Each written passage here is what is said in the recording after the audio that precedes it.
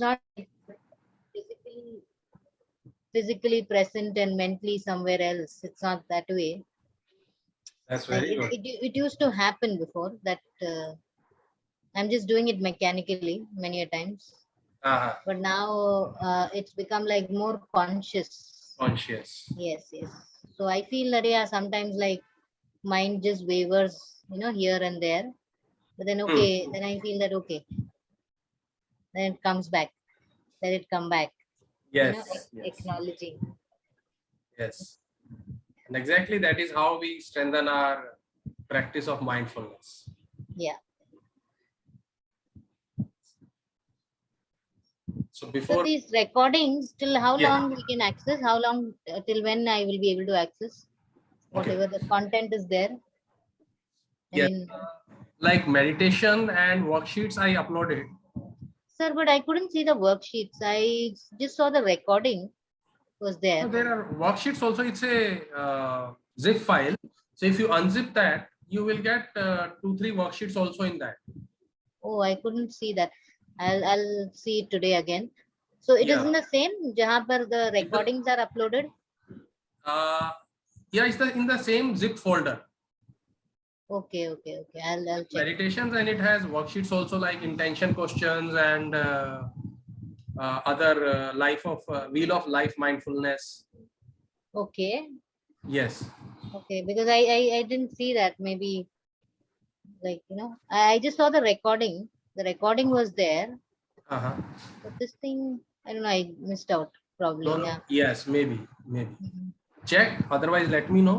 Yeah, sure, Uh, sure. And What is the number that I can reach you at? You're on WhatsApp? yeah, on the same number you called also. Yeah, I know. Because I think I've not saved it. Okay, 98334 One sec.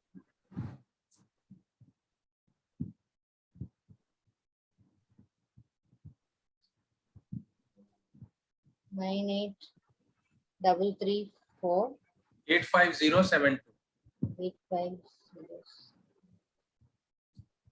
98. Okay, that's 98334 98334 85072. 8507. Oh, 85072. Yes. Okay.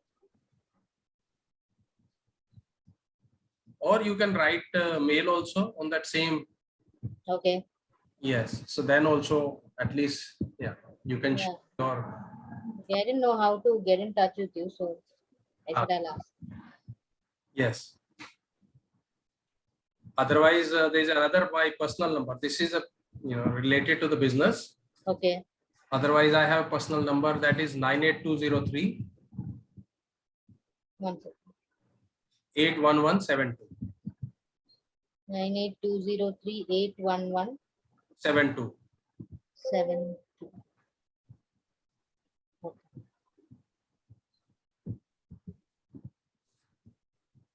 Okay.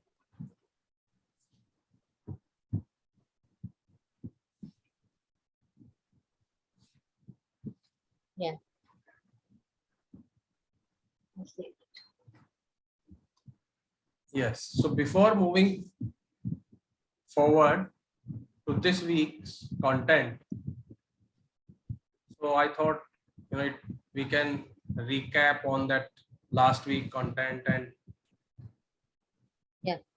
we had this 5 short chapters autobiography. Huh. Any insight further on that you can always note down, because as our mind changes, so definitely the meanings and the depth of those same meanings also changes. Yeah. And then share that learning objective through the sentence completion, that why I want to practice mindfulness, areas of my mindfulness, how it can affect me. And then yes, we are moving into that, developing that triggers to be more mindful. And in brief, we share that wheel of life practice also. And then psychology of mindfulness, and we discuss that 4 state of minds. So you remember that 4 states of mind? Okay. So our mind basically always keep on, jumping from past to future, future to past, and sometimes wanders aimlessly. So it is never stable. Like I shared that story of a monkey mind, like that, how human mind is related to a monkey and jumping on from branch to branch, tree to tree, and then somebody made him drunk and further become restless, and then a scorpion stung it. So that's how our desires and our behavior sometimes make us even further restless. So the 4 states are like, either it goes to the past and ruminate on issues, like some present issue is there, and then our mind, access all the files, events, experiences from the past and link them. So that creates, people get into that anxiety or the depression, and then from the same state it jump to the future, and people see that bleak future, dark future, and that become a stressful situation, mental situation, and start interpreting that way. And then sometime our mind wander here and there aimlessly. What are you thinking? Nothing generally. So there is no aim to think. So these are the 3 state, and 4th state we discuss is the present moment. And that is what is mindfulness. If we see the whole activity mind is doing, always doing in the present, but without being present. It thinks about the past, or it desire in the future. Always thinking in the present, but unaware of the present moment. That is why people go through the difficult emotions, because they miss the present. Mindfulness is all about being present in the present moment, right here, right now. That is what is mindfulness, and history from that sati, that awareness and intention, and remembering, being mindful, not remembering the past bad experiences or good experiences, but remembering to be mindful in the present moment with the awareness. And then the definition that, focusing intentionally with purpose, without judgment, and open-heartedly in the present. And then we discuss the cycle of mindfulness. So we begin being mindful. After some time, our mind wanders, goes somewhere else, and we don't even realize that we have been kidnapped by our own thoughts. Our awareness has also gone with that thought. It could be thought from present or past or the future. And then suddenly we realize that we have taken away from this present moment.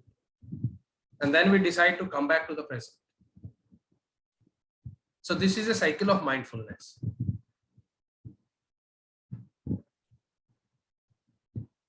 Then we did 3-step breathing space meditation, where we create that intervention in the thinking of the mind by focusing inwards to our thoughts, to our emotions and sensations in the body. And then we narrow down to the present, again on the focus on breathing, the sensations through breath we feel, maybe in the belly or at the entrance of our nostrils. And then further on the 3rd step was the expansion of that awareness to again the body,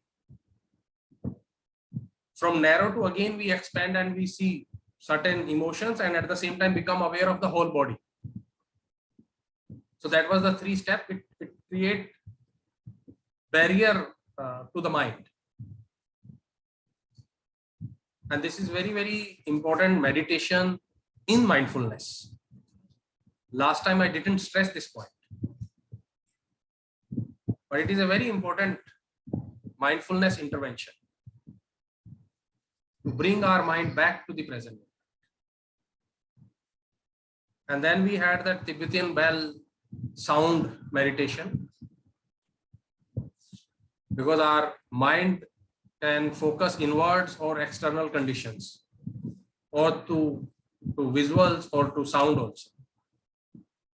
And then I ask you to be mindful on one of the routine activity. So I hope you picked up one routine activity. You practice that one activity especially. Were you able to do that? Yes. So like I shared in the beginning, when I was just talking. So in whatever I do, like one activity, as in like throughout the day, I'm busy with some or the other thing. So Yes. in whatever I do, I try to, like I said, I try to be aware of Yes. that moment, Yeah. aware of how it feels at that moment, what I'm actually doing, Yes. So if I'm cleaning the dishes, Correct. so Correct. So how is that, it I'm cleaning, yeah, paying attention to every detail. yeah, that's wonderful. That's wonderful. Yeah. Yes, my motto was to ask you that, yes, if we pick up one activity, then my mind start zeroing down on one particular activity. That's how it becomes a trigger. So when I shared that you will be able to pick up triggers to be mindful. So that is what is that how we instructing our mind to be mindful in that particular activity. And then, yes, we involve more activities from 1 to 2, 2 to 3. And that's how that mind, become used to being grounded in the present. But if you are able to manage from the beginning, any and every activity, that is really very good. You have certain background of practicing and teaching meditations. So yes, it can be easy for you. But for someone who is not, habitual to or new to this mindfulness, then it is always advisable to go one step at a time. Yeah. So it's not easy. I mean, it's not an easy task because we are now trying to do it consciously. Trying to tell yourself to be conscious. So Yes. it's not. It's like actually trying to inculcate that habit. I would put it that way. Correct. Because we've been doing this before, but then not being aware of how we're doing it, what we are thinking, Hmm.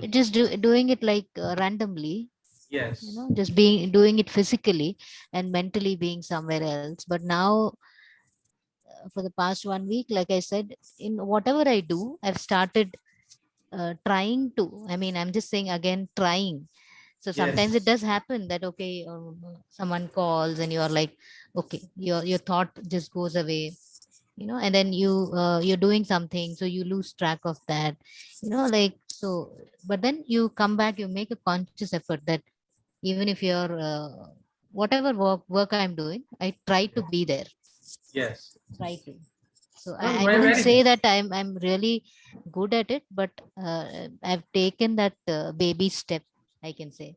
Yeah. So yes, I mean to say that one activity at a time means one step at a time. But people, yes, who are practicing meditation, maybe yes, their mind pick up immediately. So So, I do yoga as well. So practice yoga. huh. So So in that, yoga is yeah, in another that also, activity. yeah. So in that also we do the silence and we do a little bit meditation. So So I've yes, got into this habit. in the 8-week mindfulness program, which is specially designed for stress and anxiety and depression, So there is a mindfulness movement. So where like almost half an hour is dedicated to practice that movement of the yoga, but not as a becoming a pro in the yoga, but the same yoga step, but doing it very mindful. So yes, yoga is all about bringing our mind and body together. So that's how mindfulness look at yoga. And there are, yes, I hope you are aware that walking meditation and lying down meditations also. Yeah, we've not done that. I mean, I've not done the walking meditation and all before. So like I said, we had this, so we just used to practice simple kind of stuff with those students of mine, Hmm. because they were not, first of all, not interested. Secondly, they couldn't concentrate, but just since it was an agenda, it was like, जैसे school में होता है, first period prayer होता है, उसके Yes, बाद, yes. so we had to follow it like a All right. timetable. Correct, correct. Timetable के तौर पे, so at least a little bit of, say, 2-3 minutes of silence, or just focusing on your breath and being there. Just Hmm. we've done those tidbits kind of Okay. Okay. stuff, but not actually in depth, because those students wouldn't actually uh, take interest in doing it. Ma'am, नींद आ रहा है, ma'am नहीं हो रहा है, so it used to be like that. वैसे, Yes. yeah. So any question or any further sharing you have on that last week? No, I think uh, it's Yeah. clear. Yeah. Okay. Now you also recap the whole thing. So Correct. things that I had forgotten, Yes. So sir, you shared the PPT also in that? No, I didn't Uh, share the PPT. I will share. okay, okay. Because Yeah, I didn't share that. today I will check wherever it is. I could not locate it. It is in So, week one, the first, week one. Okay. Yes. So, Mm. so I will upload this week two also. Okay. Okay. Week two. Okay. Okay. Okay. So in week Yeah. one, have you created a folder or something where this I Correct. can see this? Yes, it's a zip folder. So Okay. download that. It is a download. Okay. Okay. Okay. Yeah. Right. So yes, that's why I shared the last week's and 4 states, which is like easily forgotten. So it's a, yeah. So now this week we will move forward again on the topic of intention and emotions. So any idea, according to you, the intentions play a role in our life?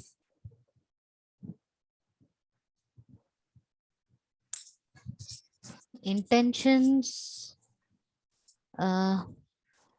What role they play in our life? Yes, because I mean, every step that we take is, I think, based on our intention. That is how I feel. That is what I Yes, feel. What correct. What do I intend? Like, if I'm, what do I intend to? Uh, even simple thing like talking. Okay, Yes, talking to someone, could be talking to my spouse or talking to my child. Like, so, what is my intention? correct. What is the intention to have a harmonious relationship, just to know, or it is just to Exactly. pick a fight, कि Exactly. कल तुमने ये But बोला था, कल से, हाँ. this is very at an unconscious level. Yeah. Of the time, yes, we are aware of the activity we are doing, like fighting or arguing, Mhm. or even the discussion is happening, and without even knowing our intent, what is that? We lose control, Hmm. Yes. and then we start. Yes, I think that is the moment when uh, your emotions take over your place. I mean, you're not able to control your Control. Correct. emotions, try to overpower you. Overpower you. Correct. But if our intention is set beforehand and we are mindful of that intention, then we can hold ourselves because we know that what is the intention rather than just being into the activity. So no problem. Yes, we will discuss it further, and but very good sharing. And that's how the intention, let's say that As an example, somebody wants to cut you with the knife, so will you allow that person to cut you? No, No. of course not. Correct. But if I say the same activity, cutting you, a surgeon used the knife, would you stop him? No. Exactly. So this is what the intention is. The activity is same, Yes. but I am aware of the intention of the person. Yes. Same way, when we set up our intention, it creates the impact, much deeper level into our life. I'm not talking about somebody else's life. Mm.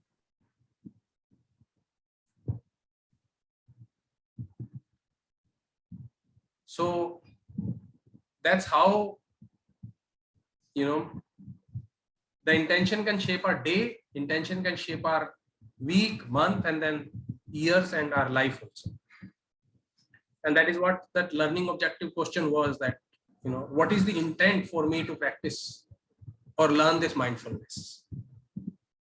Sometimes answer is very conscious, but as we ponder on this question, then we can, dig deep and we can understand our deeper intention to lead a better life, to be controlled in my own, having control on my own emotions, my own mind, which sometimes take me away. And at the same time, if we talk about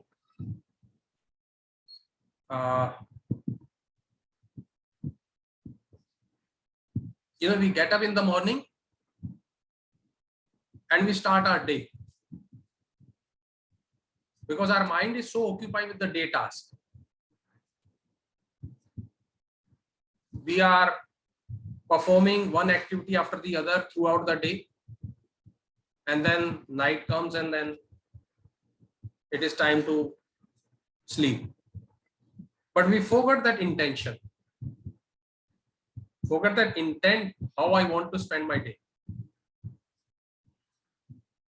We are so much caught up in the task, and our mind is programmed that way.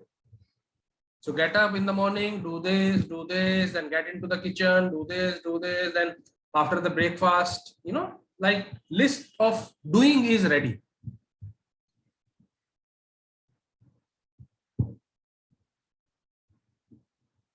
So intention setting will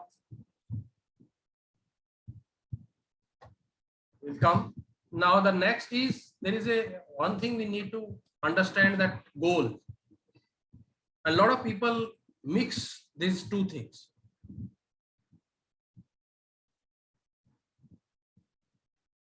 So as you can see in the slide, goals are about achieving something in the future, in the physical world. That I want to become millionaire, I want to become rich and famous. And then there is a certain time involved in that.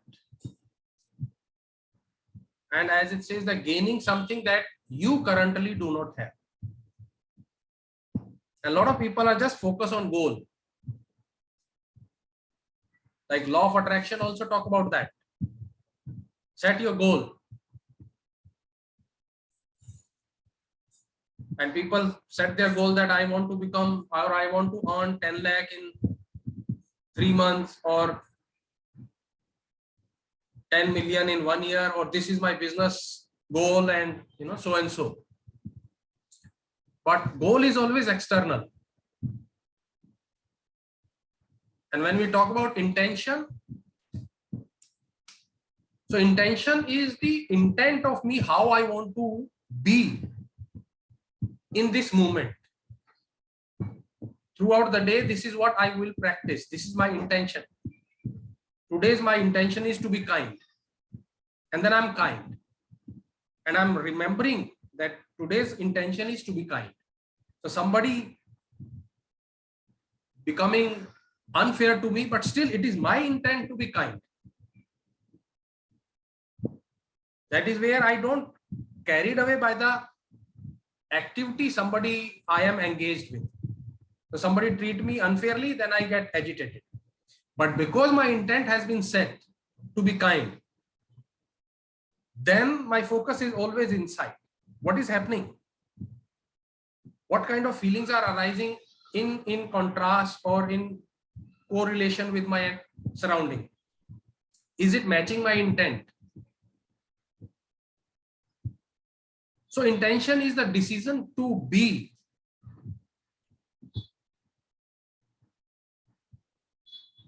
So, can we say that goals are more quantitative and intentions are more qualitative? Uh, Is that the way we can put it? in certain sense, you can say that. Okay. But here, intention is more of towards virtues. Yeah. Value systems that Values, attach. yes. Again, values are also part of that. Mm, Values are also part of that. right.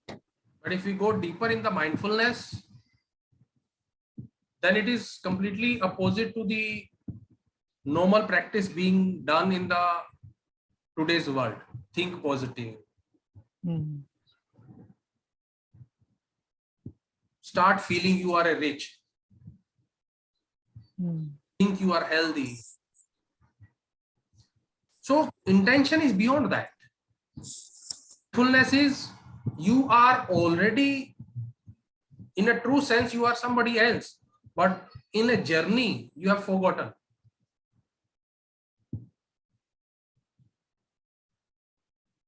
So mindfulness, in a sense, intention can be a stepping stone towards that journey.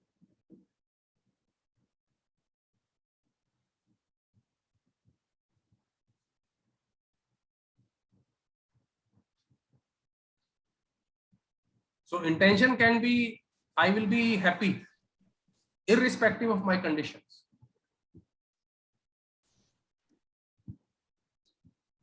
we can say, or in other words, I don't know if I'm right, but can we say that intention is more uh, a state of mind? Can we say that? Like, Yes, we can say state of mind, but state of mind, as we know that my mind get into the activity. So intention is the activity of a heart, and then linking that mind to that intention. Like every day I set my intention, and one day I said I will keep on smiling, and I'm just smiling. And in the day, I remind myself many a times, and if again I lose focus, then I remind myself this is my intention. So it is the intention is set by the heart, not the state of mind. Now, state of mind, I need to align with that intent.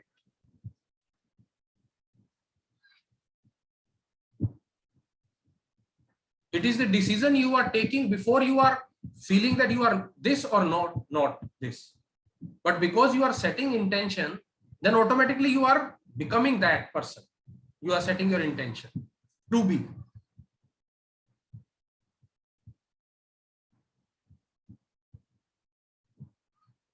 so once again, I'll just put my lights on. It's getting dark here.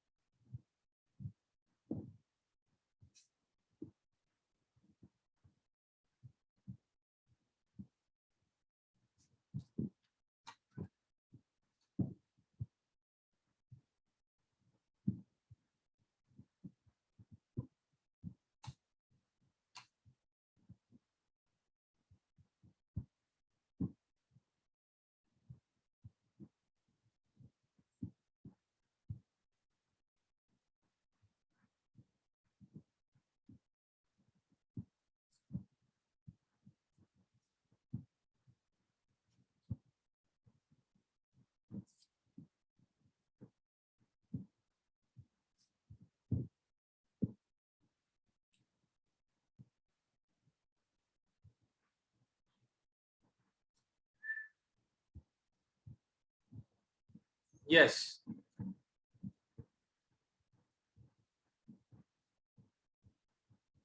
So it is the activity of a heart, not of the mind. Like, one example I want to share is that a lot of people, especially in law of attraction also, people do something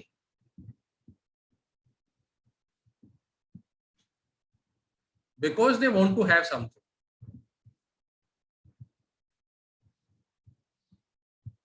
Yeah. And then they think that once they do something, they will have something, and then they will become that person. Am I right? Any activity we do or work we do because we want to have something. And once we have something, then we become that person. Suppose my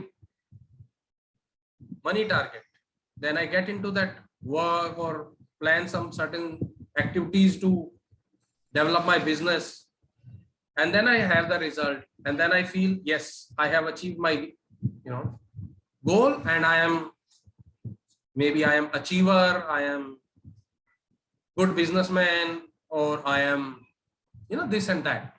So I am and dash dash dash, you fill up anything.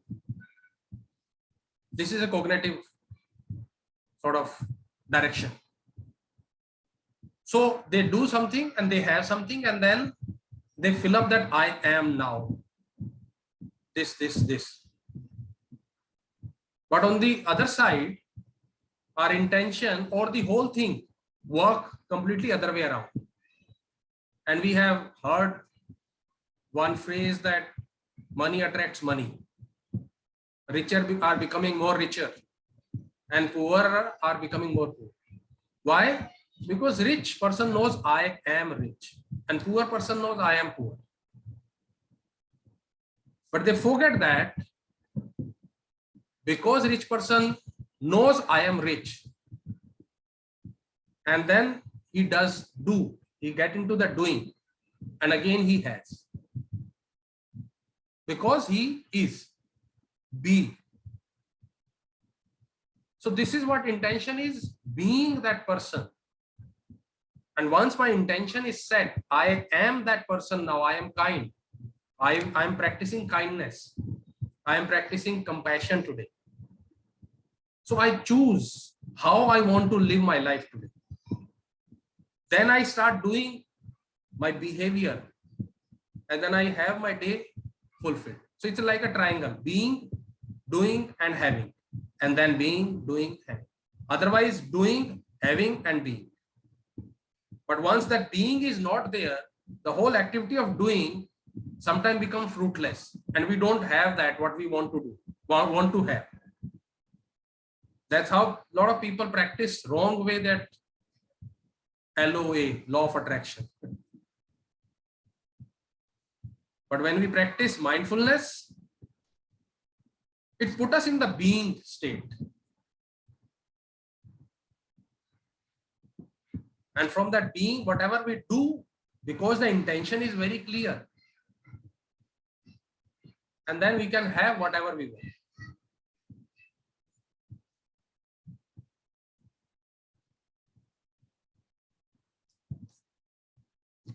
So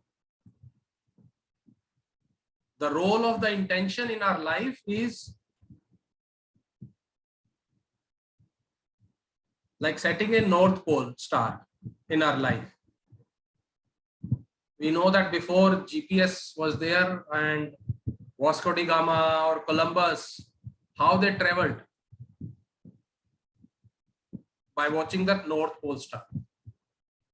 That's how they used to create that map, isn't it? So the North Pole star was the guiding star for them on their journey. And if that miss, then the whole journey can be very wasteful or not fruitful, or take you somewhere else. So same way, our intention is like a North Pole star which guide us throughout the day.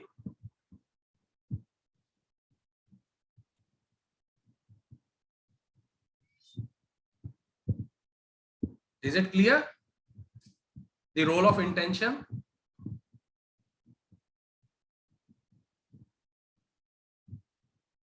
Yes. So when committed to intentions tend to manifest into concrete things. So a lot of people, this is where they miss. They just do activity and then they think that something is missing. The strategy, or how they are performing, the quality, but they have not set the intention. Irrespective of the conditions, if I set my intention right, I can have concrete things.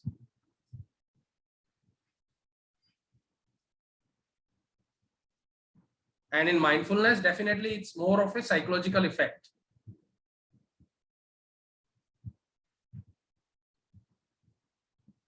So for an example, setting an intention to understanding and kind throughout your day can lead to a lower stress level and decrease anxiety.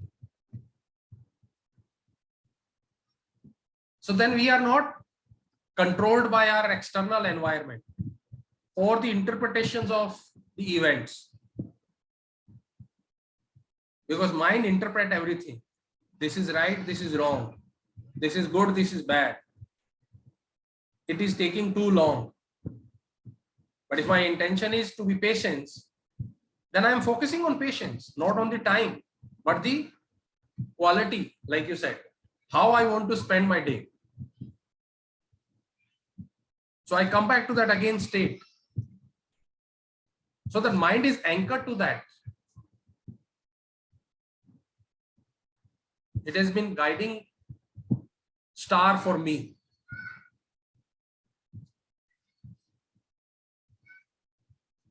A lot of time people, or most of the time, most of the people complain their work, their financial situation, their surroundings.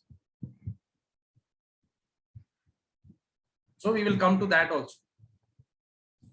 But if we set our intentions, then we choose how we want to spend our day.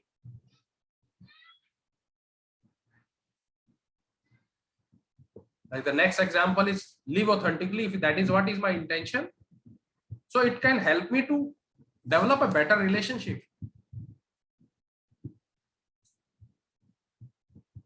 Even at home also, we try to pretend to be somebody else.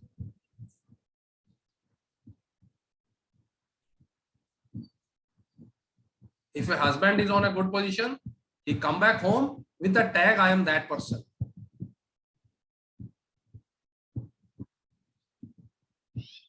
So that is what, when we live authentically, it helps us to develop that closer and more intimate personal relationship. Because I'm not pretending to be somebody. I'm leading by authenticity. And this was hard for me also. Because a lot of time we keep on saying that कि दुनिया उल्लू बनाने में लगी हुई है अपना काम बनाने के लिए. That's what we do. A lot of people just behave certain way because they have to gain something, and then we feel that I have been cheated, and my whole perspective changed. I laughed at myself that today again I have been fooled, rather than blaming the person who has fooled me. So it helped me a lot. Laugh at yourself can make you a more attractive person to be around. Not taking things seriously and not blaming others. So this is what our intention can really shape our day and then week and month, and without even realizing that whole life has changed. My way of living has been changed.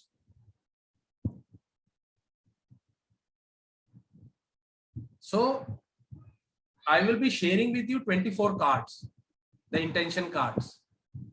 As you can see that today I intend to mindfully present, or be curious, or be self-aware, be kind to myself, be kind to others, be compassionate.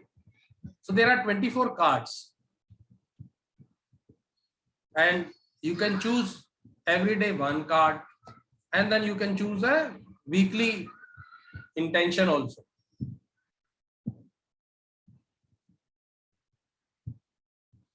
And you will have the empty card also, where you can add more intentions. Like I wrote few more intentions for myself.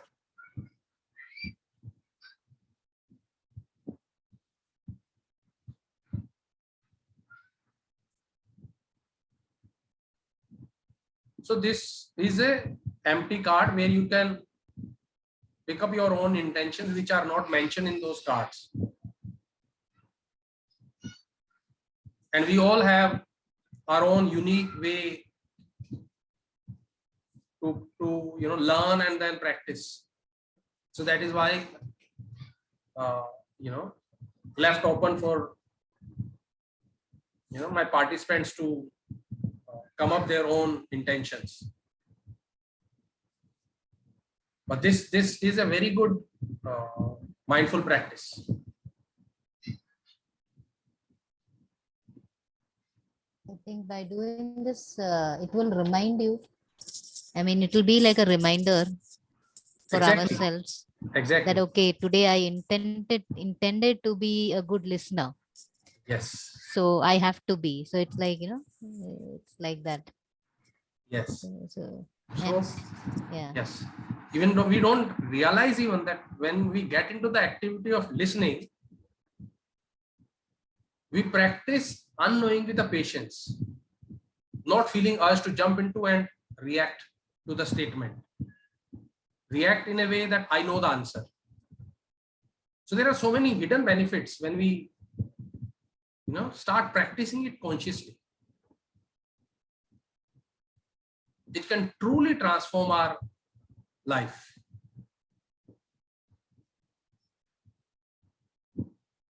Just setting up intention to be more aware.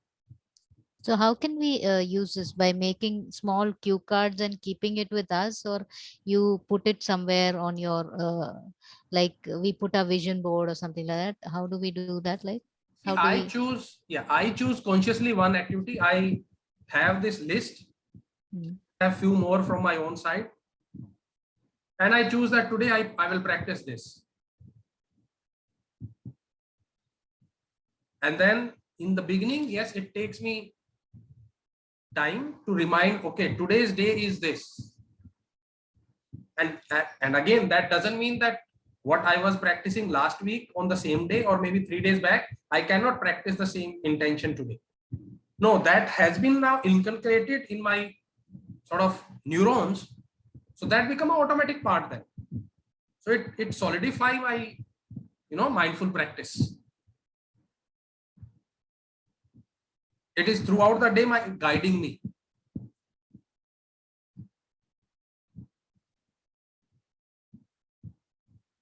Good listener, playful, being friendly, being fun, and be many more organized, more aware about my thoughts, my emotions. So many more can be added. So yes, you can take a printout of these, or you can start writing on your maybe daily journal if you have. So on the top you can write that today's intention, or today I intend to be.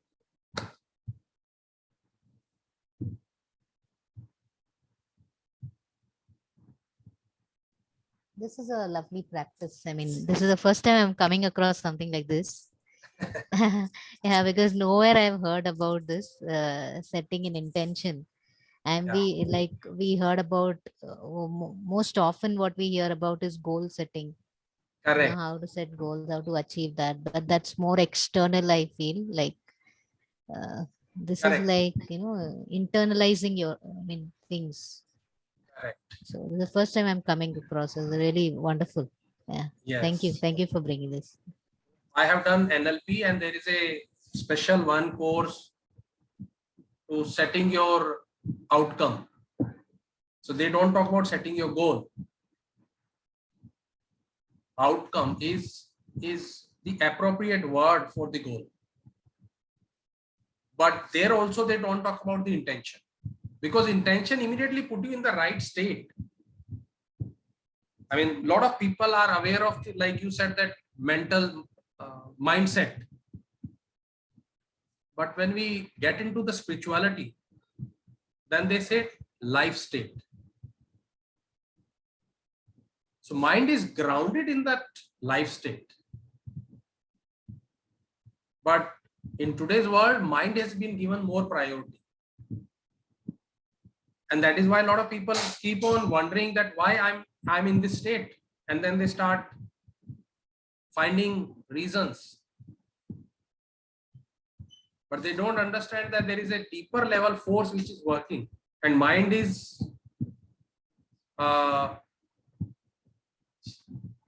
sort of not in our own control, because it keep on fluctuating. Just just give me a 2 minute.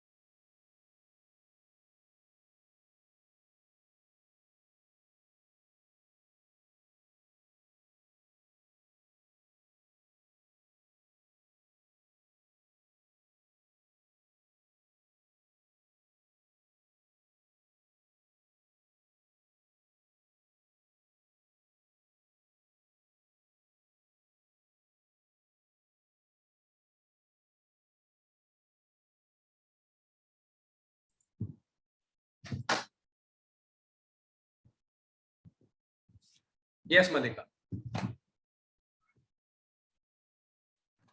Yes. So that is where a lot of people miss the whole point, because they think that mind is everything. But intention goes deeper. And mindfulness very clearly spotlight on those areas where we need to be more focused. Like that breath is always available. Our mind keep on fluctuating. That is why these exercises are on that, not on the mental activity. The body scan is all about that, because those are real, and I'm access to that. I have access to that.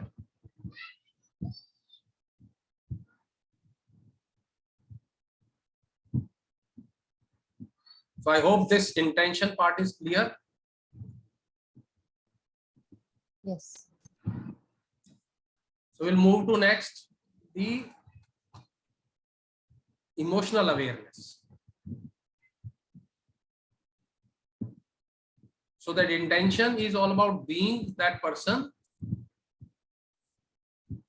And when we become that person, then it enhance our emotional awareness. It make us more aware of our emotion.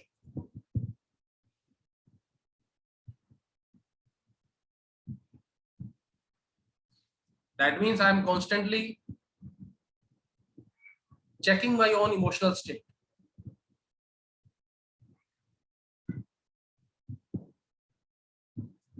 And when we start observing our own emotions, then we become much more controlled person.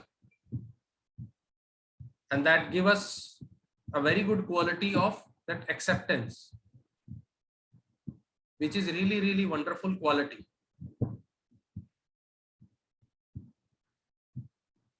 Otherwise, if you see people are just fighting with their own emotions.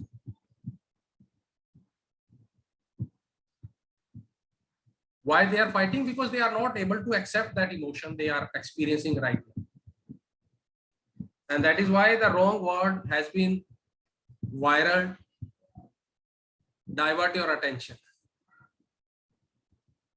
It's a very dangerous word and very harmful word. Mindfulness doesn't support that word. It doesn't say you divert your attention.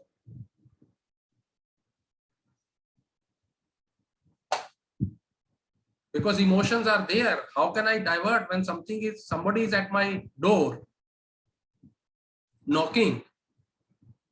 I cannot divert my attention. I cannot ignore that. But I pretend that I'm ignoring them. And that is creating further disturbance.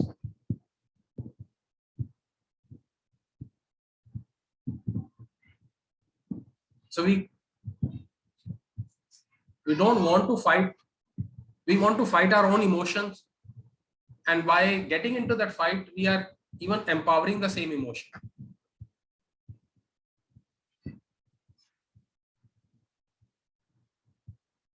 So that is where we need to really understand that rather than fighting or avoiding, it is important to be aware and remain aware.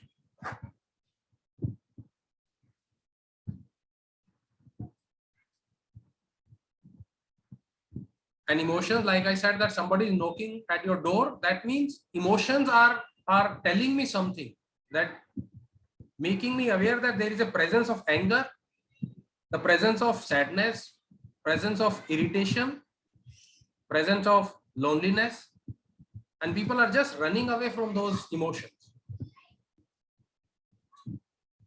And then we say that so and so person is emotionless or has become numb to those emotions.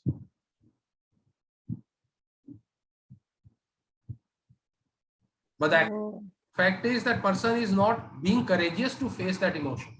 There is so much fear inside. Not accepting, can we say that not accepting that emotion, that not accepting and just trying to like act, so not accepting the Yes. emotion. Yeah. Yes. So not accepting means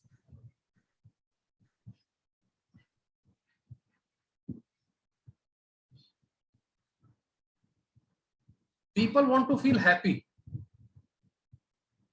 but they are not accepting that they are feeling sad.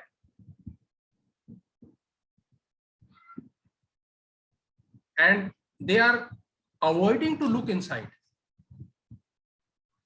And इसी के ऊपर एक इतनी खूबसूरत गजल बनी है, तुम इतना जो मुस्कुरा रहे हो क्या गम है जिसको छुपा रहे हो. So people are just tending to be. It's a good that you set an intention to be happy, but you cannot be unaware of your own emotions. It is like your baby is crying and you are ignoring. Your physical state is telling you something, but you are so engrossed with that wearing that hat. No, I am happy. No, I am strong. How can I be weak? Like I think in our society, I mean in our society, actually it is told that men should be strong, they should not cry. Exactly. If you cry, you're a coward, so it's okay to express their emotions, but I think No, they're not allowed to. yeah, it is because they don't aware of their emotion, they express it in a wrong way. But if they become aware that yes, there is an anger arising in me, see that, understand this word, that anger arising in me. The moment I say this, then there is a distance between arising in me and being me. And people use, instead of saying that I am noticing that anger is arising, people say that I am angry. The whole identity, that emotions become the identity. That behavior become the personality.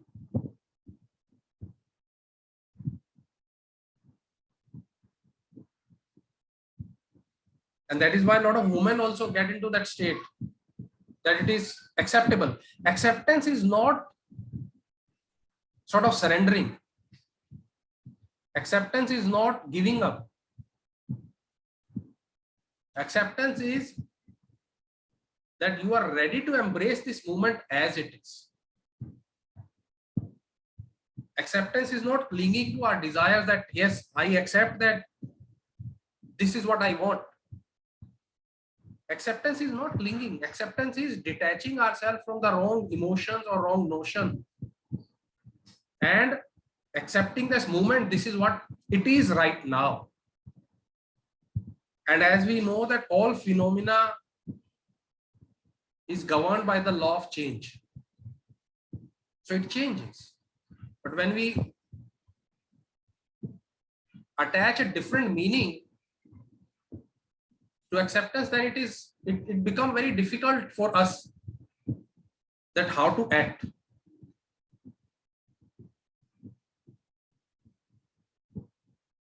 So acceptance is more of a present situation. Seeing it as a phenomena which is right now, and every phenomena passes away.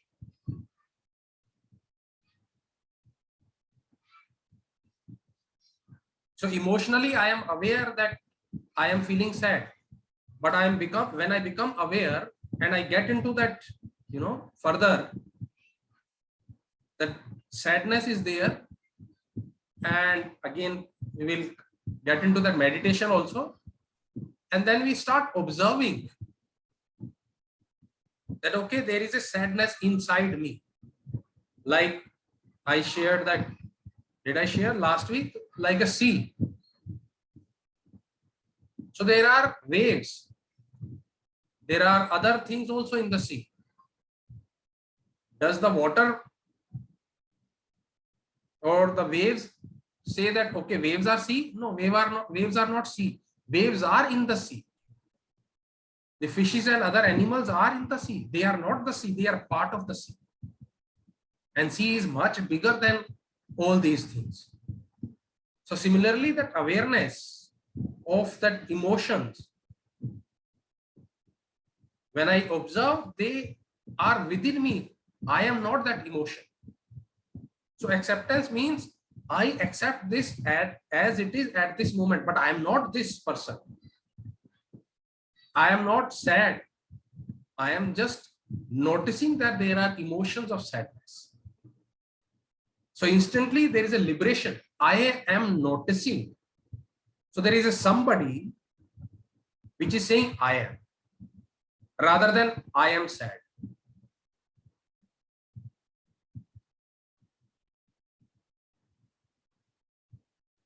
Is it like making sense? Is it clear? Yes, yes.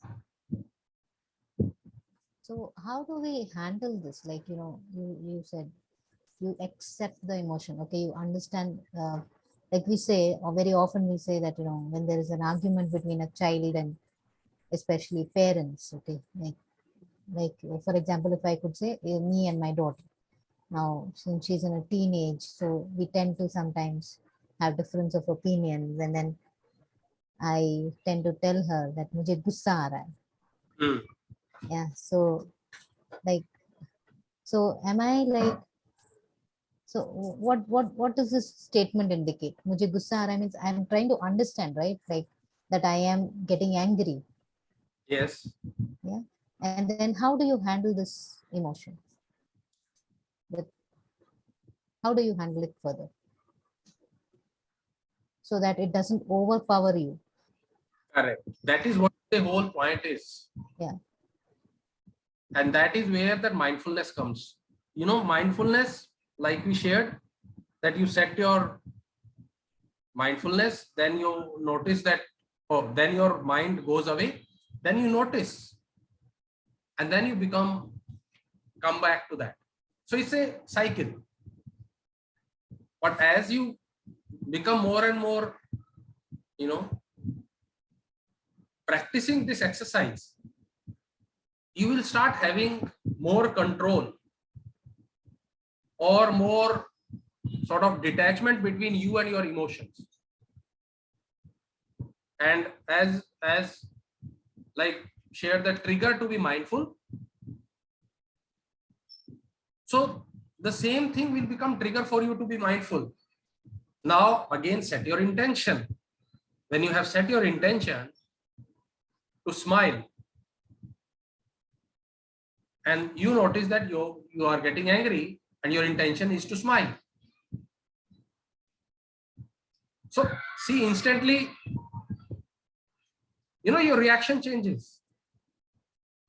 You notice you are getting angry, your intention is to smile, so instantly your emotion changes. That is where we are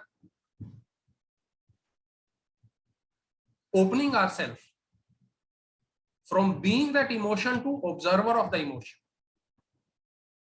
not the emotion. I am changing my identity, which has been given by this world, to who I am. Again, say little different topic, but this whole practice of mindfulness is all that. It's the process unlearning, learning to unlearn. So this phrase or this motivational thought, we have read so many times, learn to unlearn, but nobody teach how to unlearn. This is the practice of unlearning.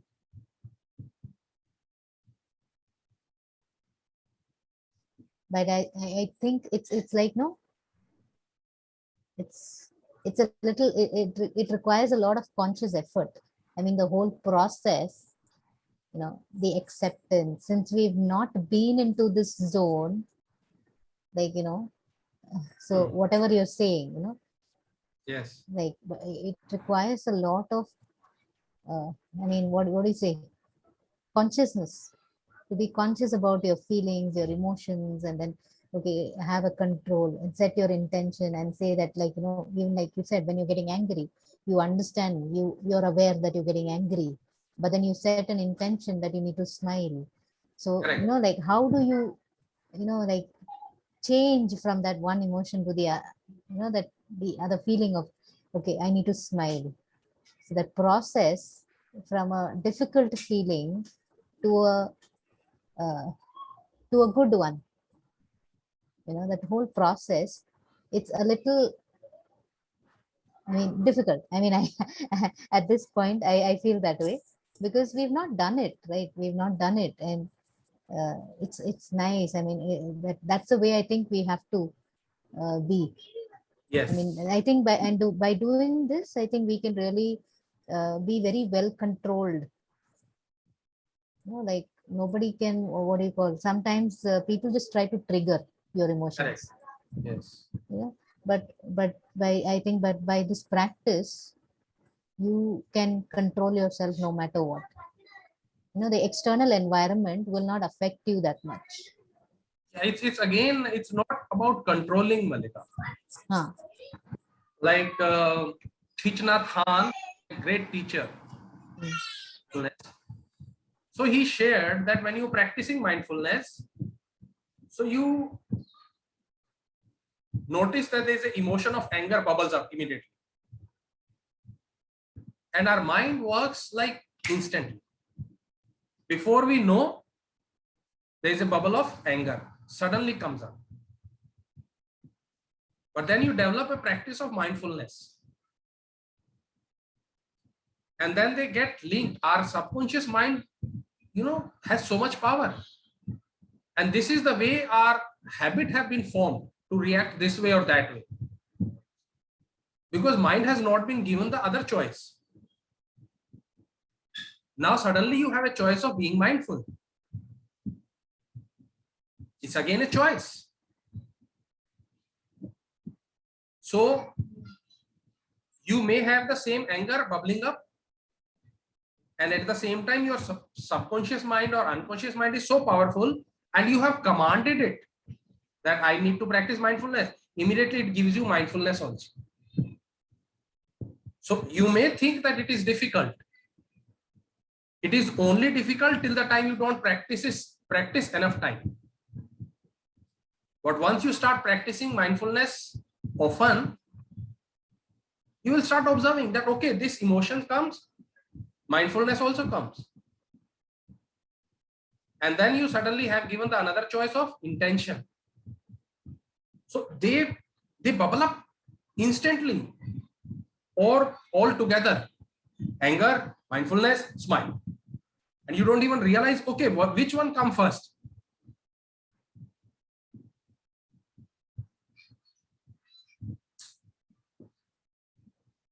So there is so much depth, because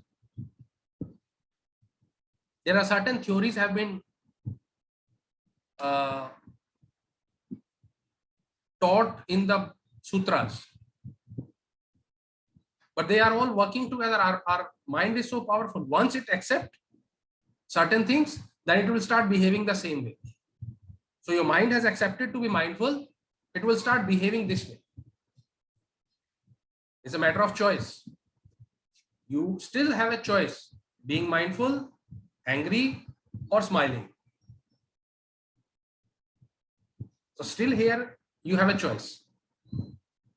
And the more you lose one time, then you reflect back, oh, I was mindful but I couldn't control. Okay, then you accept I couldn't control, rather than getting into the whole rigmarole of beating yourself. This is where the mindfulness comes. I am being unfair to my own self. Okay, I made mistake, I will be more mindful next time. So mindfulness is not that I will always be focus here only. Mindfulness is a circle. Then you remain down more, less and less. Even if you are down, you are still mindful. And you take it, okay, there is always further, this has certain values for me. Or rather, you may have gratitude. At least I was mindful. Before I used to be. So this is how your practice will strengthen.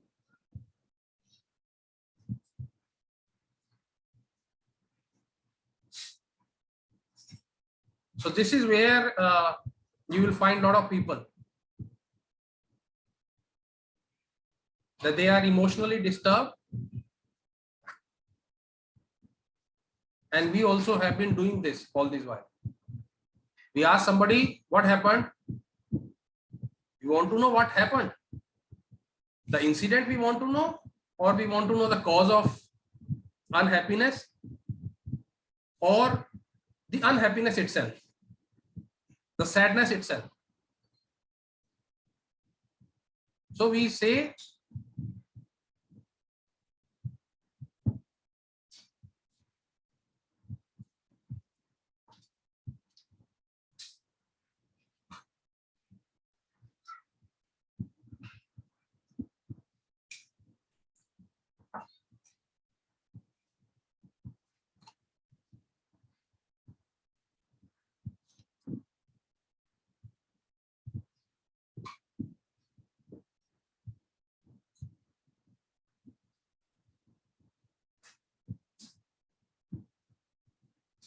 Sorry, got disconnected. no problem, no problem. I understood it. Yes. So if somebody asks, or we tell somebody, I am upset because I lost my wallet today.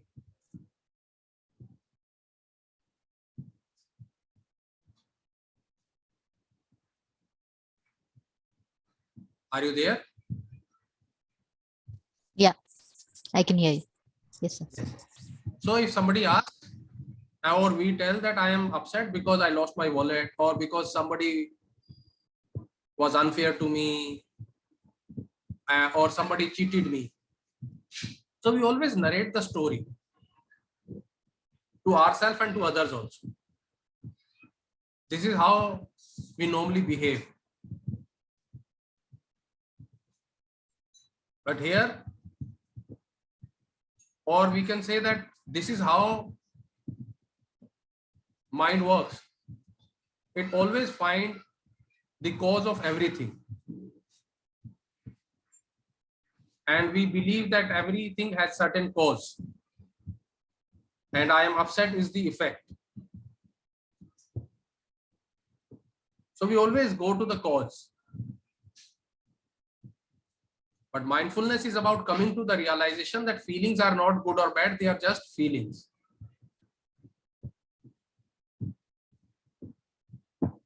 So rather than getting into the whole story of me being disturbed,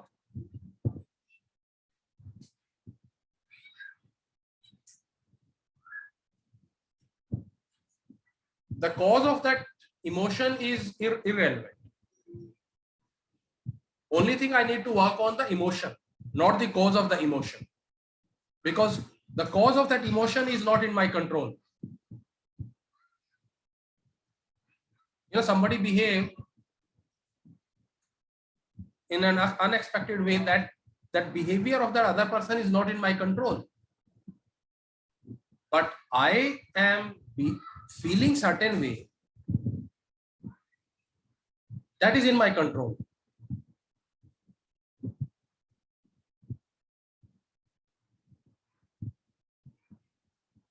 Right? This is what we have heard also many times. You can't control other people, but you can control yourself. But what to control? Control means having awareness of our own emotions. How am I feeling? What emotions I am having at this moment? And then only we can move from there, rather than pointing fingers out or getting involved in certain debate or fight, that you behave, you should not behave, this and that further get into more, developing those feelings.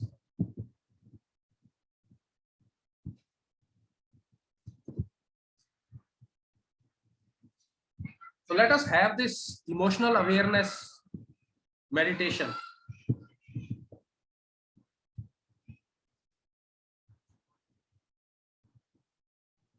Yeah. So I will switch off my Yes. camera also, so that I will be aware now.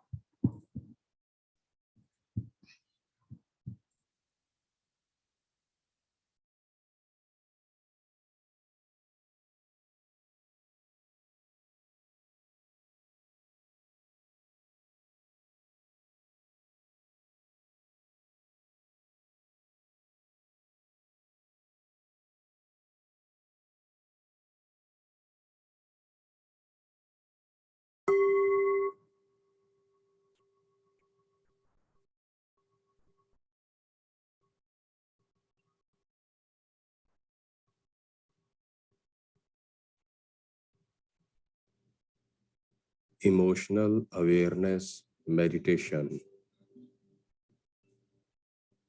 Settled into a comfortable position.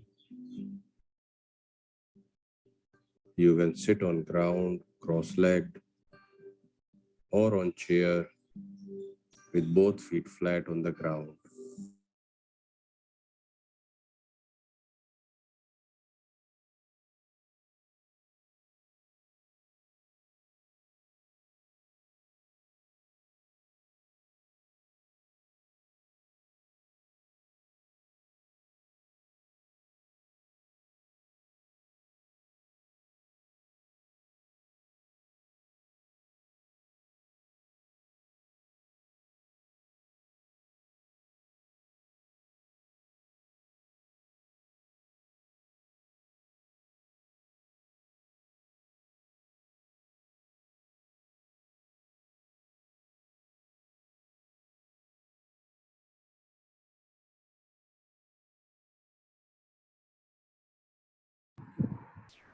There was no sound?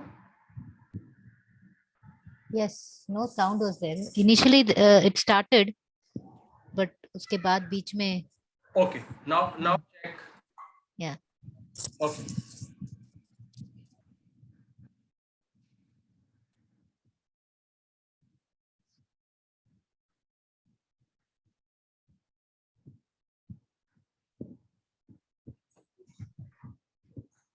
no sound, sir.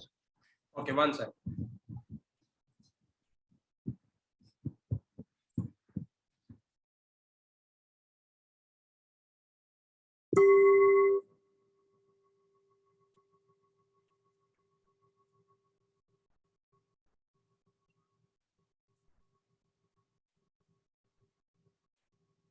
Only I could hear the gong sound, sir. उसके बाद no sound. Awareness Oh, meditation. now better. Settled into a comfortable position. You can sit on ground, cross-legged, or on chair with both feet flat on the ground, with your back straight and erect, and your neck and head are aligned with your back.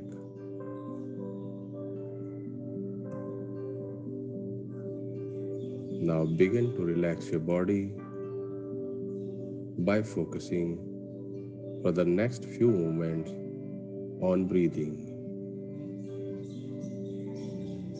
Take a deep breath in and slow, deep breath out.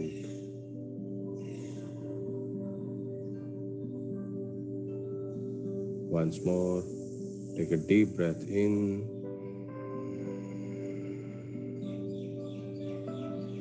and slow, full breath out.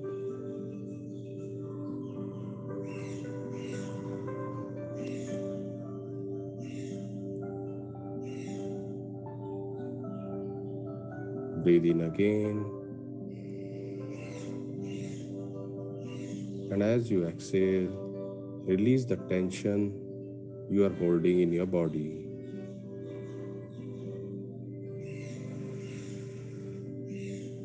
Breathe in and exhale, releasing tension.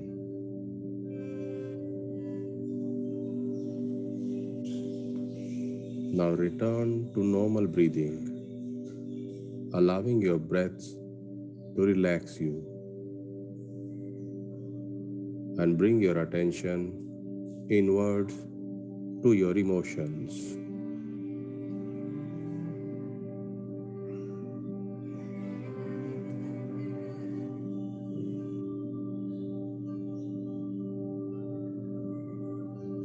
Take notice of any emotions you are feeling.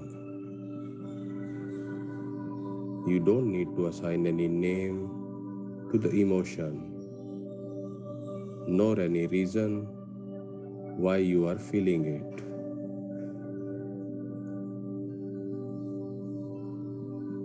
Just knowing that you are feeling something emotional is sufficient.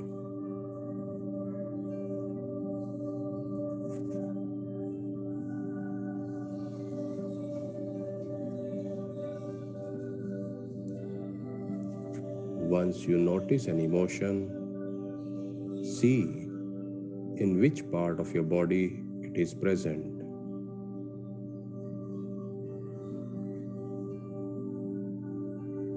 How is the emotion expressing itself in your body?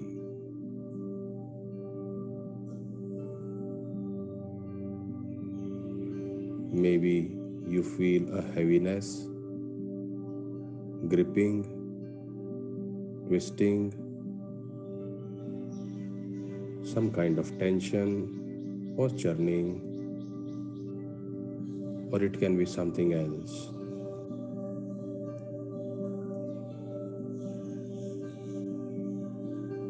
Each time you detect an emotion's physical corollary, channel all your awareness to the physical sensations the emotion is causing.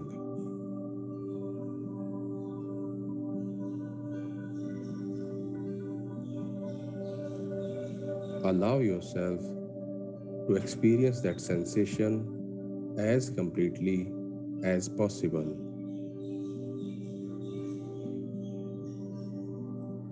Go deep and experience it thoroughly.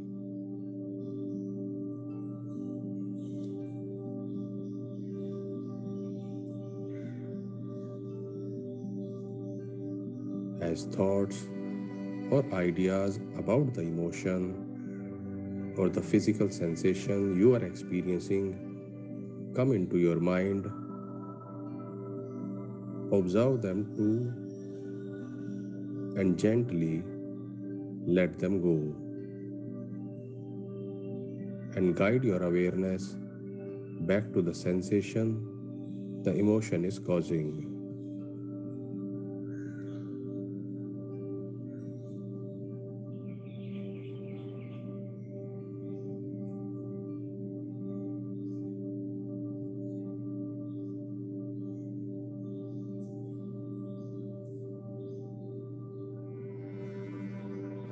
As solutions for fixing the thing that is causing the emotion enters your mind, gently let those solutions go and return to a complete awareness of the sensation.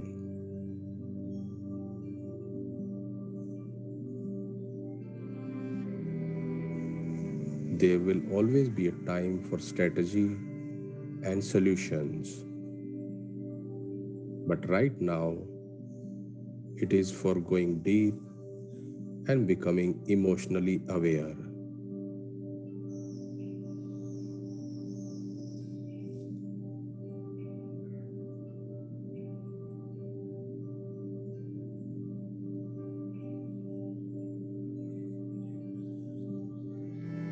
Continue meditating on your emotions for the next few minutes.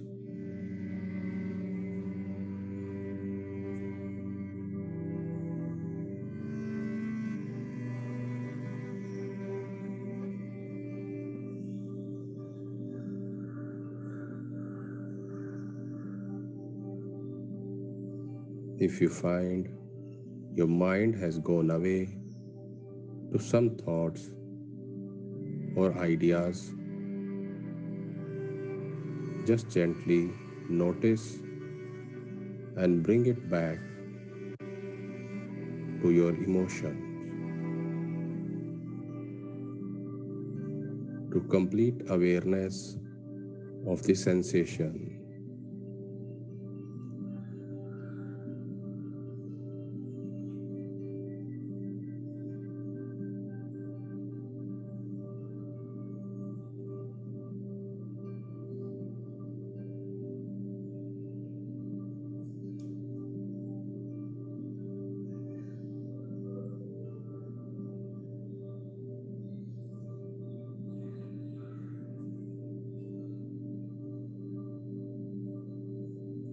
Every time you notice that your mind has been pulled away by some thoughts or the ideas about fixing this emotion, gently let go of that thought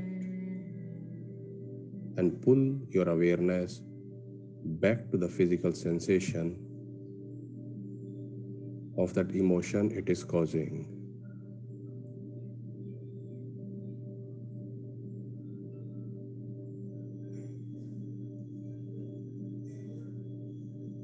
If you notice any change in your emotion or it disappears, it is okay to contact another emotion.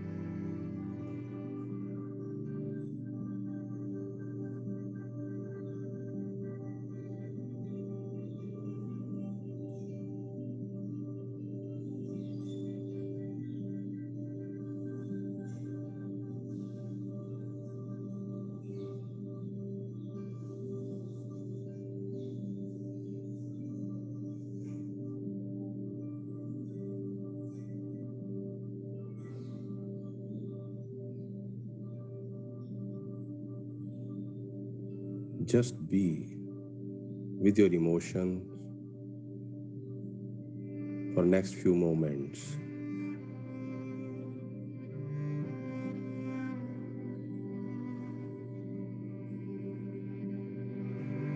When you are ready to conclude this meditation,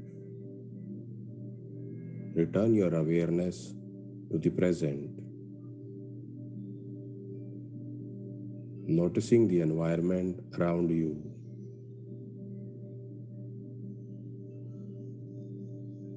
When you are fully awake and alert, you can return to your usual activities.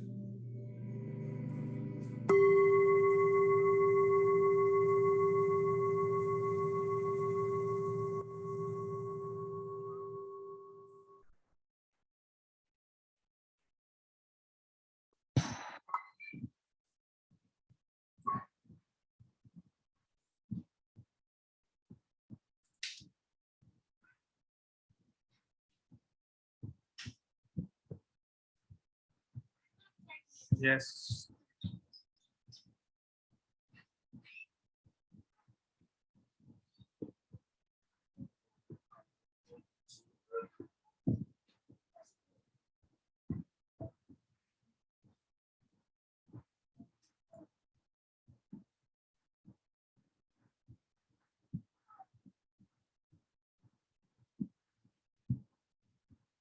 Are you there, Kavita? Yes. Yes. Yes. So, any feedback on that? Yes. So I was like, I was just with the flow of the music. I was just into some other. I felt I'm not here. I felt I'm somewhere else. And then with that sound of the gong, I actually came back Okay. and I could see that the sound around me. I mean, I could feel that, experience that. Initially, yes, there was a disturbance. There was no sound. So Ah, actually, I had closed my eyes, but then since there was no sound, I was like, again, I yeah. opened and I messaged you. But once So, it started with the flow, I also went with the flow. so when there was no sound, initially there was sound and then there was no sound. Yeah. Were you able to take notice of that emotion? Yes. Wonderful. Wonderful. And after that, when the meditation was going on, would you be able to contact? Were you able to contact your emotion? Yes. Like so, I was like that easy going, smooth going. I could just feel that. Okay. There was nothing Okay. going Okay. around. Okay. So sometime what we do is not here, but we deliberately. I mean, when you can do this meditation on your own also. Simple is that you recall a certain event, what is causing, or which is not a happy event, but which should not be very disturbing also. And then as the meditation says that you know check where are you feeling that emotion, and then in relation to that emotion, what are the sensations.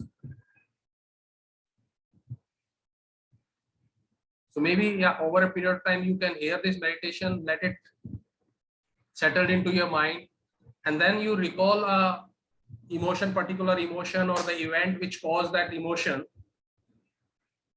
and then start noticing where in the body you feel that emotion. Like, if you okay, Google also, you will see that certain emotions are felt in certain parts. Like anger is felt in head and arms, body, chest. So excitement is felt in mind. Sadness is felt heavy in the legs.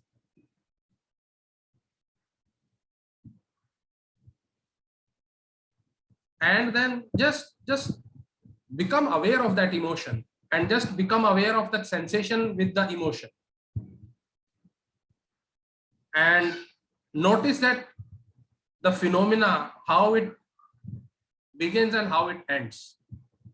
And you will start noticing that, yes, that, that emotions are not that difficult,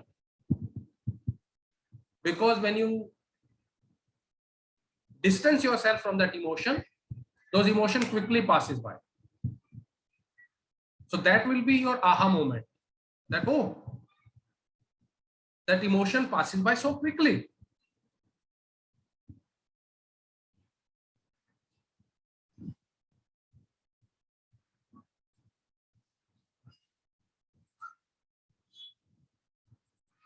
And this, again, we can do this exercise consciously.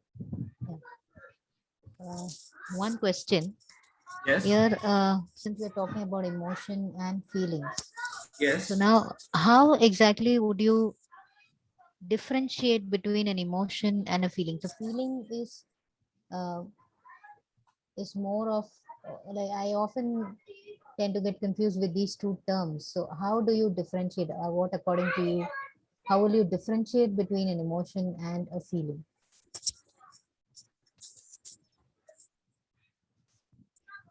Okay. Emotion is an emotional state, and feeling is what we sometimes feel in the body. Okay. And then those feelings have certain sensations. Hmm. Again, emotions are we give name to certain feelings. So they are interlinked, you can say. Yes. Like if you are excited, Hmm. your heartbeat fast, runs fast. But if you are scared, then also your heart beats fast. Hmm. This is a exercise. I'm not officially saying that you practice it, but a lot of time people feel sad and they start naming it as a sad feeling. Hmm. As you read here, feelings are not good or bad, they are just feeling. So if I don't name it as a sad, then what do I feel emotion as an emotion? The same state, the sadness.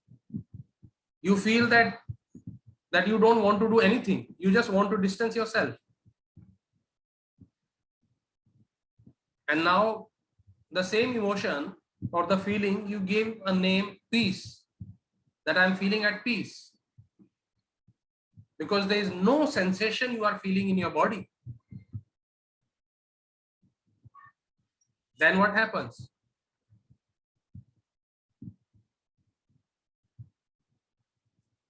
So when we assign certain name as an emotion, then our mind link that feeling with that emotion, and we start experiencing it in our body.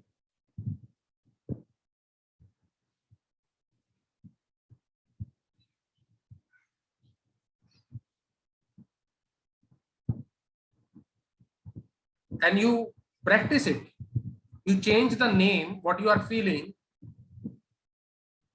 and then you notice what happens, how your body reacts, how your mind react, or what kind of chemicals your mind release then.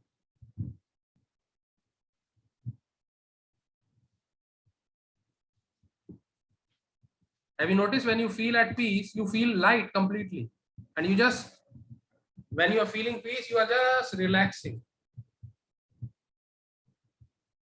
And when you are feeling sad, again you are in the state of relaxing, you don't want to be disturbed.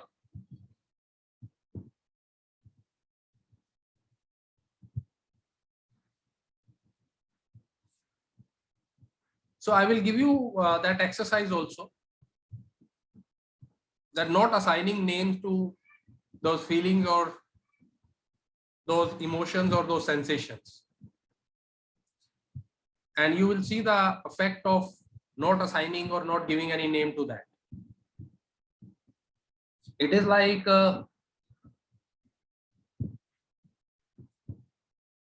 an instrument, the same phone, let's say,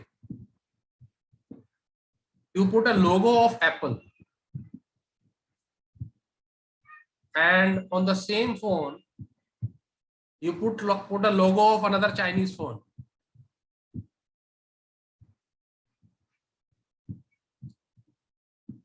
So the moment you see Apple, the logo, your mind react differently.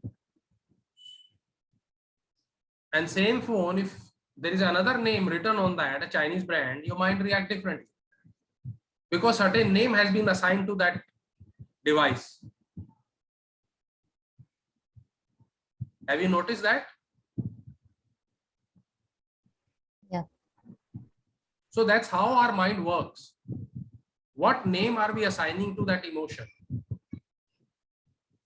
It is maybe the same emotion. Like you are going on a highway and suddenly somebody passed through quickly, and you suddenly become, your body react that way, and you are escape, and you notice that your heart is beating faster.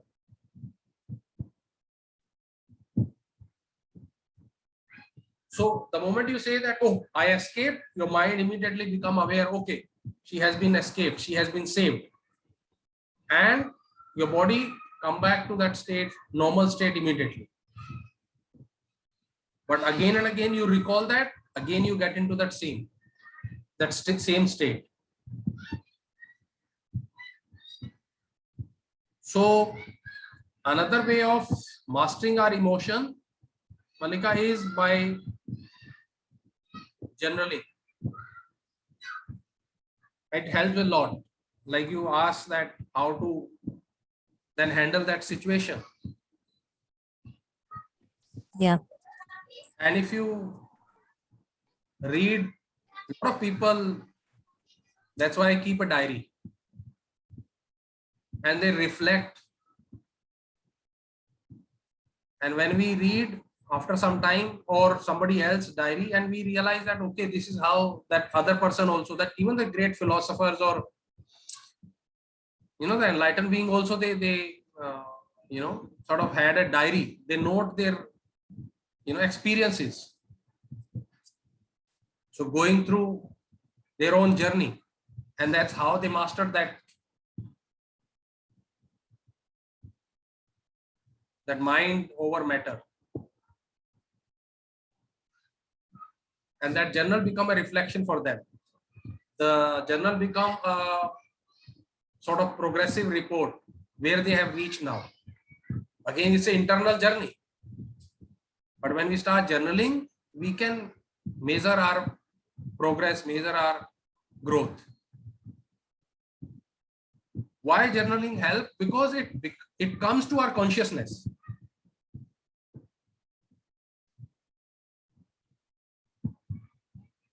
When something comes on surface, it is easy to clean.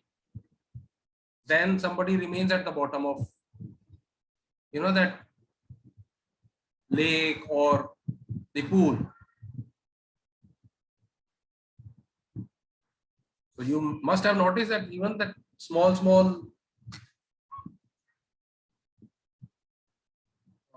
things, when they are at our consciousness, we can control, or we are not affected by them. But when something is at an unconscious level, it can immediately take us, sweep us from the ground. So journaling help us to become aware of those emotions. So those emotions come to the surface level. Then it becomes much more easy to handle.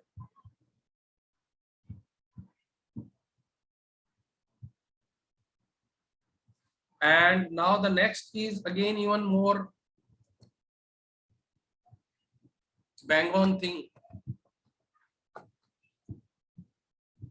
The second arrow. This is the main cause of remaining in that state. Now, what is the second arrow? The second arrow is the story that the warrior is hit by an arrow in the battlefield.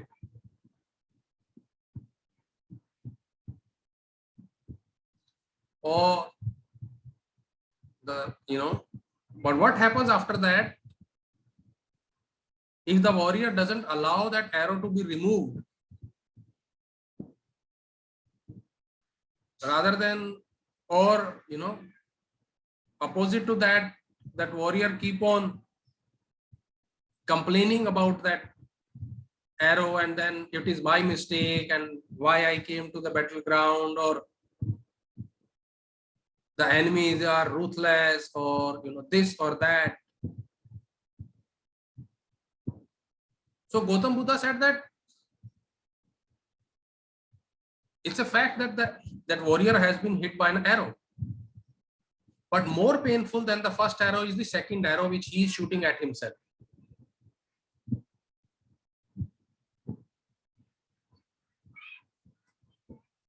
And they do more harm than the first arrow.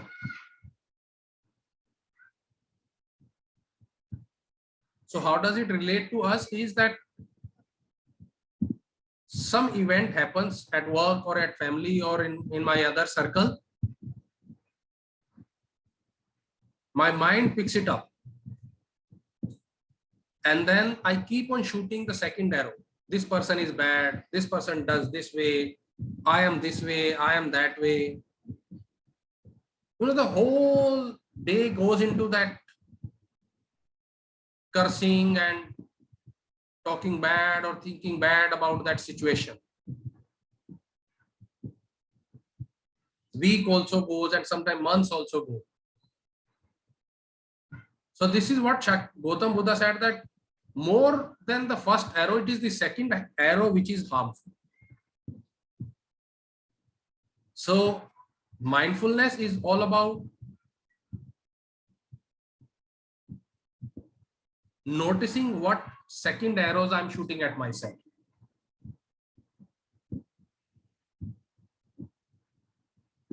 This may be the other approach or other way of answering your question, how to handle your emotion. You stop shooting the second arrows at yourself. You stop thinking that situation again and again and reacting again and again in the same way. You just accept that situation. It happened only once. But in our mind, it keep on playing like a movie. Keep on playing. And we keep on shooting that second arrow, the poisonous arrow, the dangerous arrow.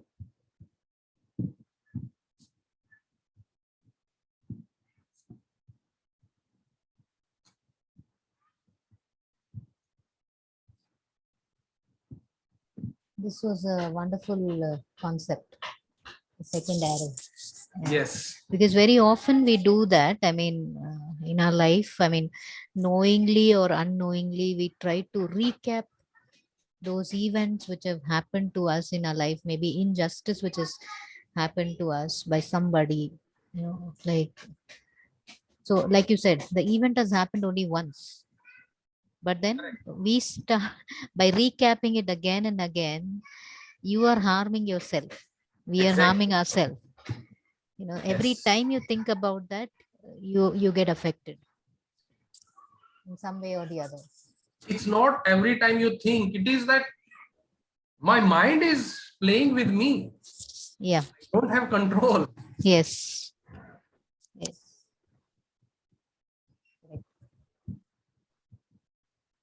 So that's how, we are living. But when we understand this concept,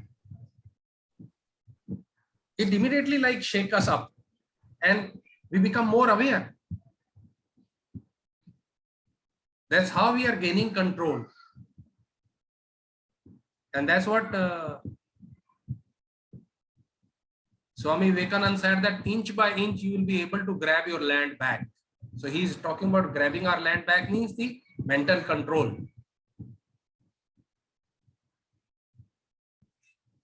When we become aware that how often I have been shooting those poisonous arrows, second arrow, third arrow, fourth arrow, fifth arrow. And when we start realizing, okay, I am about to shoot another arrow, I hold myself. I create a pause. So that pause gradually increases.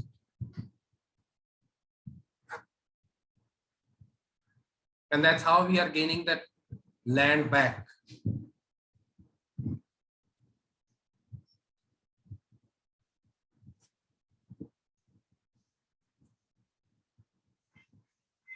So yes, this is an activity-based concept.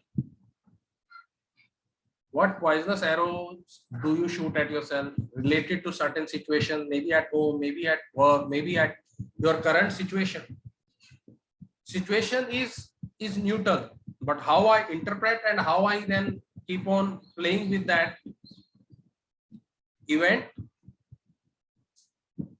determine the outcome. Like you shared that this corona phase has been in a certain way very helpful, very good for growth.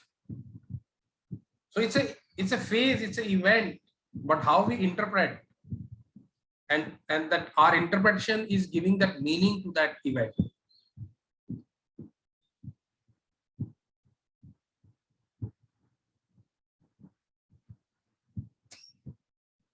So it's a sort of, you can do it 3 week, 4 week also. It's an activity. And why it is at least 3 week, at least 3 week it should be. So as that heading says, the situation that causes the initial pain, the first arrow. Write that first arrow, then my secondary thought, poisonous arrow, negative line of thinking. So my second arrow I shot at myself. I was able to notice my self-inflicted damage occurring and redirecting my thoughts. Yes or no? And then the level of damage inflicted by the second arrow, not by the first arrow. First arrow is always neutral. The incident or the event is always neutral.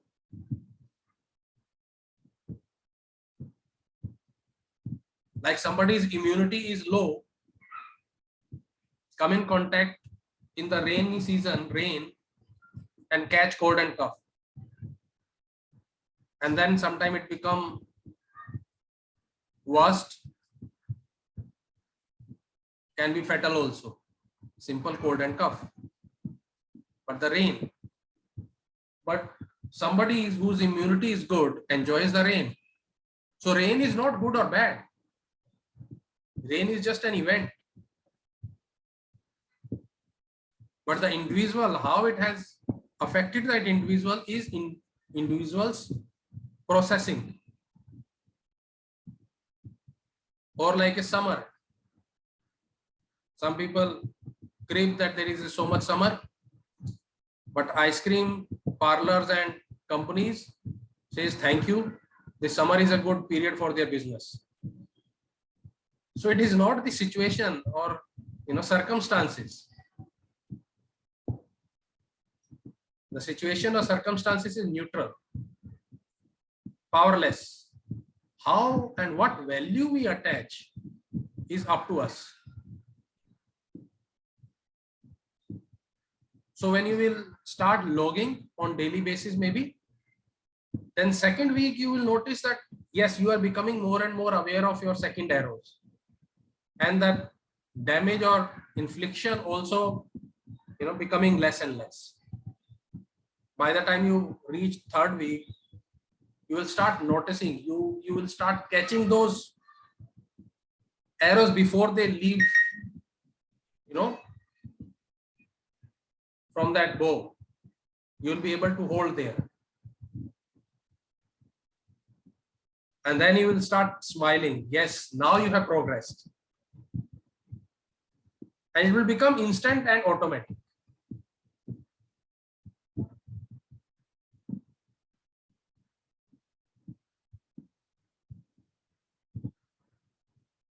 So this worksheet also I will upload today.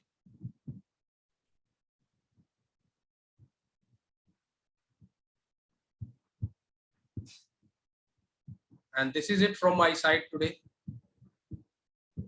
Yes, sir. That was really wonderful. And I think I mean, it gives a lot of thought to ponder upon, because there are many things, I mean, concepts which are new to me. I've not heard about this before.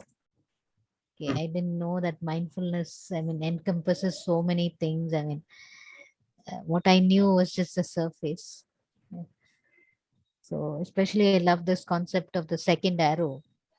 Yeah. Yeah. So, we many a times we do this in our lives. I mean, unknowingly, at least I have done it. You know, You all do. at least I realize that now I should be more aware that okay, I'm about to shoot that second arrow. So I should not do it. So, because it is, in a way, it is not doing any good to us, good to me. When I'm shooting that second arrow, it is a negative, I mean, negative event which has happened. So whatever has happened, the first arrow has happened, we've taken the shot, it's done.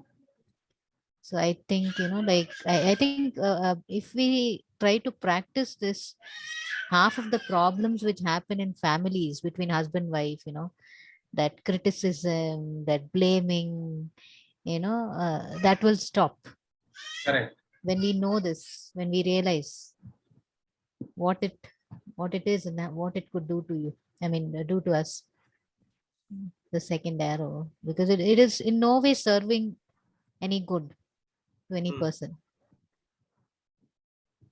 And I think by practicing this, I mean, relationships can be better. We can have very harmonious relationships. Yeah. This is wonderful. If you ask me what was the aha moment today, I would say the second arrow. Yeah, this is wonderful actually, and the journaling as well, Yes. because journaling gives you a lot of space to empty your vessel. My daughter used to do this. I mean, in between, she's a very kind of closed kind of person, introvert.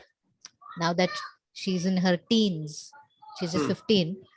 Hmm. Before, she was like too clingy. I mean, mama, she always wanted me around, she missed my presence and all that. But now she's like, I'm okay, you're okay, I'm okay types, you leave me alone. So many a times, like, she has journaled her thoughts, Wow. and without her knowing, I have seen it. And Wonderful. I could see that how much she has held in, inside her. So whatever, so that's a very good way of venting out, I feel.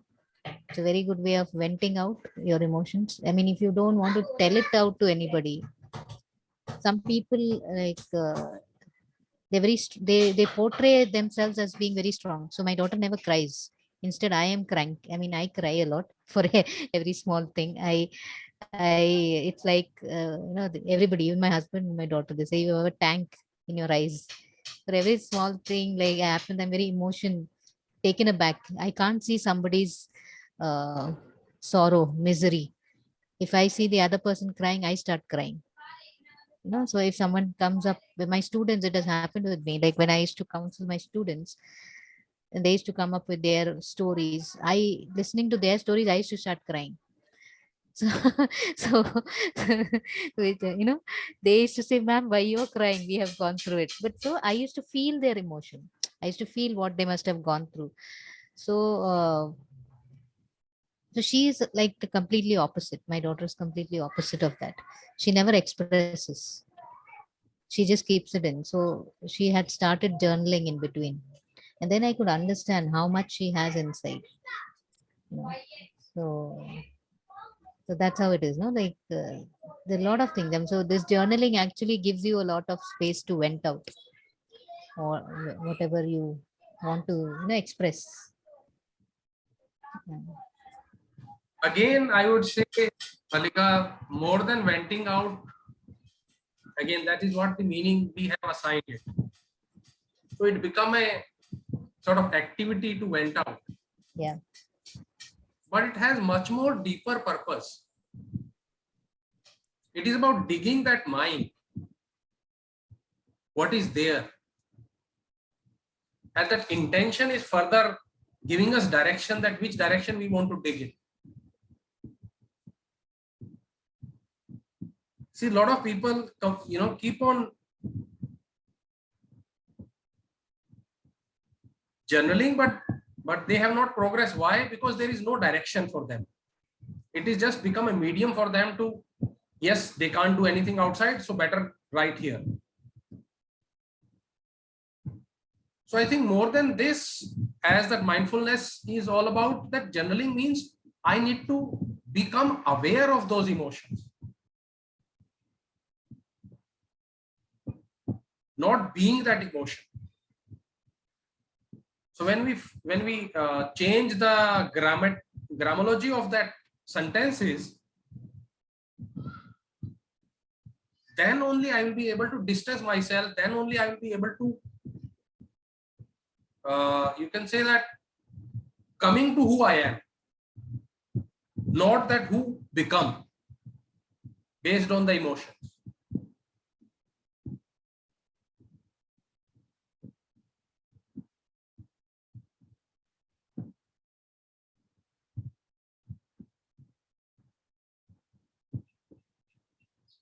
Yes. So intention gives a more clear direction for us, and then journaling help us to continue the journey, the chosen journey.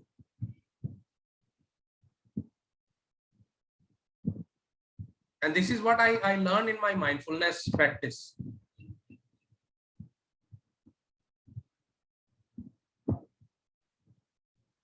That distance yourself from those emotions, because those phenomena are there to pass by.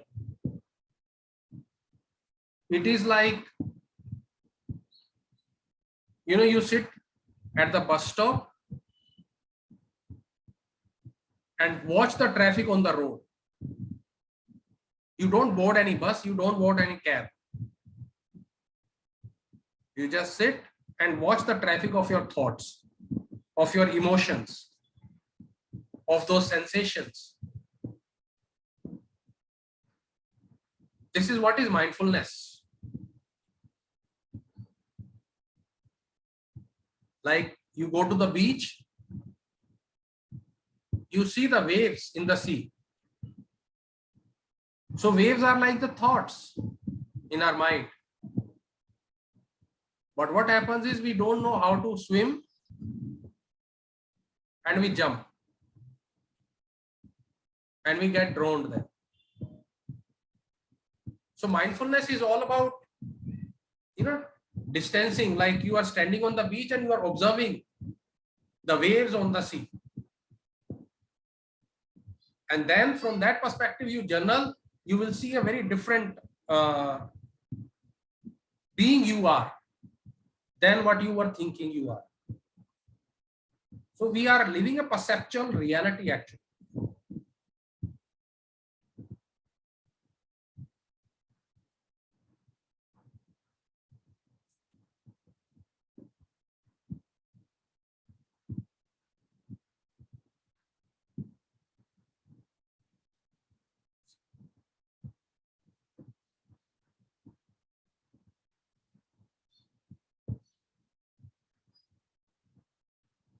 So you will get this today only, hopefully, the log sheet and the meditation, and I will upload this video also.